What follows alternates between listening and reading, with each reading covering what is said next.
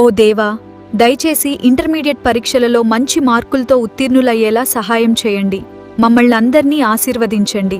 నిన్ను బలపరచువాడు నేనే, నీకు సహాయం చేయువాడు నేనే. యెషయా గ్రంథము 41వ అధ్యాయము 10వ వచనం. ప్రార్థన. ప్రేమగల మా పరలోకపు తండ్రి, ఈరోజు ఫలితాల కోసం ఎదురుచూస్తున్న ప్రతి విద్యార్థి నీ హస్తాలకు అప్పగిస్తున్నాను. నాయన, వారు పడిన కష్టాన్ని మీరు చూశారు. వారి హృదయాల్లో ఉన్న భయాన్ని తొలగించి మీ శాంతిని ప్రసాదించండి. తండ్రి, ఈ ఫలితాలు వారి భవిష్యత్తును ఒక మంచి పునాదిగా మార్చండి.